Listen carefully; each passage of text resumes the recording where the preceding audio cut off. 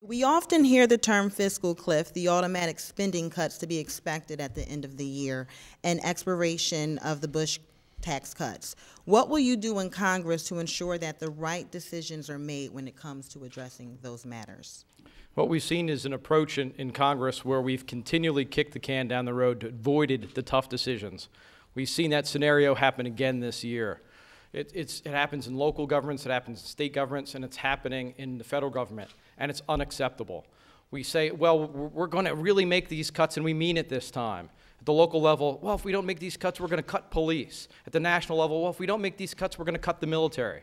We're facing a 10% reduction in our military, which not only affects their ability to perform their duties to keep them safe, but it also affects many people domestically as well, our small businesses that supply to the military. It affects our economy. Making these draconian cuts aren't the answer. What the answer is making the reform to the system that we need. We need to reform our safety nets. We need to reform Social Security. We need to reform Medicare. We need to reform our non-discretionary spending and get that under control and make the cuts we need to preserve the programs that the people in need are relying on. The most important thing that Congress can do to help the economy get going again is to pass a fiscal plan that reduces the deficit over the next 10 years by $4 trillion.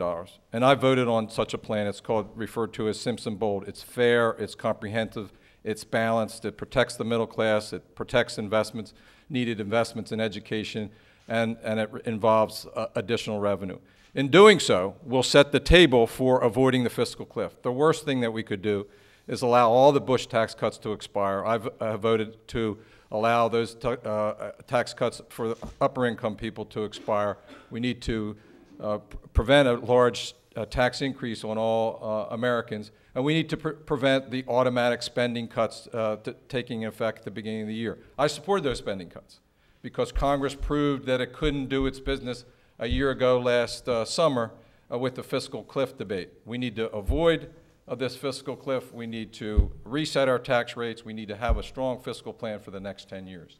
We really need to take a look at, cutting expenses. We need to look at both sides, sacred cows of both parties. You have domestic welfare and you have the military. Both have to be cut if we're ever going to get to where we need to be with a balanced budget. The fiscal cliff is already here, and there's no way in any direction that we can go but fall off it.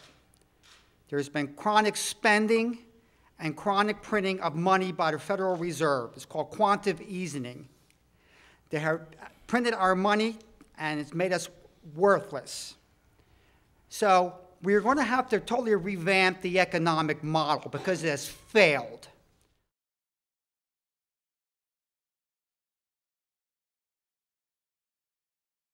We have a serious problem with accessibility to health care. I do not believe that providing health insurance is the most effective way, and mandating health insurance is the most effective way to get there. One, it's impractical. This bill does little to contain the actual costs. What it does is distribute those costs, and it distributes those costs to society.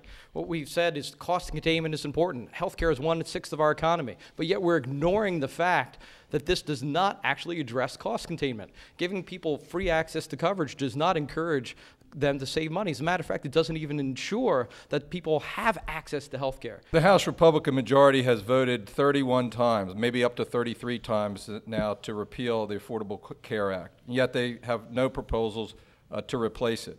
And there are a lot of good things in the Affordable Care Act, and some of the gentlemen here have just mentioned some of those, eliminating restrictions on pre-existing conditions, allowing adult children to stay on their parents' health insurance, elimination of lifetime limits for coverage.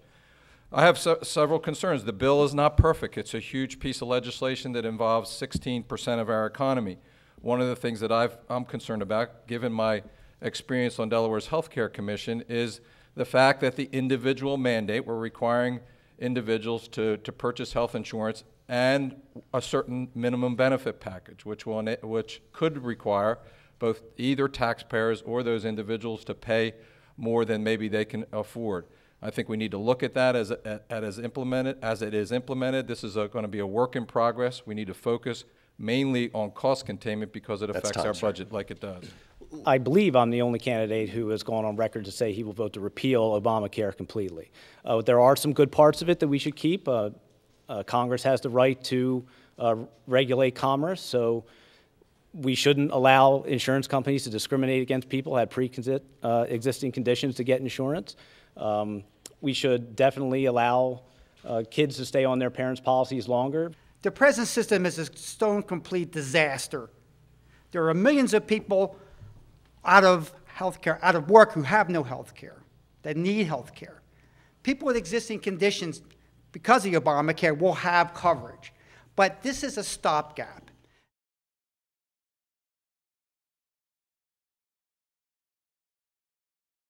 Mr. Carney just said, you know, Republicans typically do this or Democrats typically do that. We need to elect leaders that can get beyond what their parties typically do.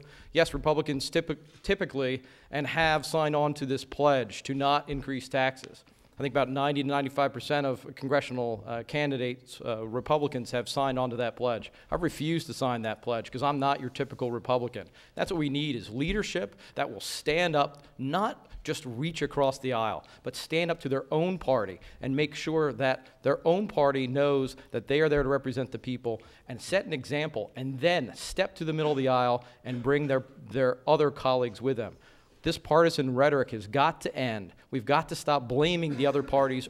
I understand why Congressman Carney is stuck in the Democratic mode, because he spent 20 years working his way up through the party. I have not. I'll bring that fresh perspective to D.C.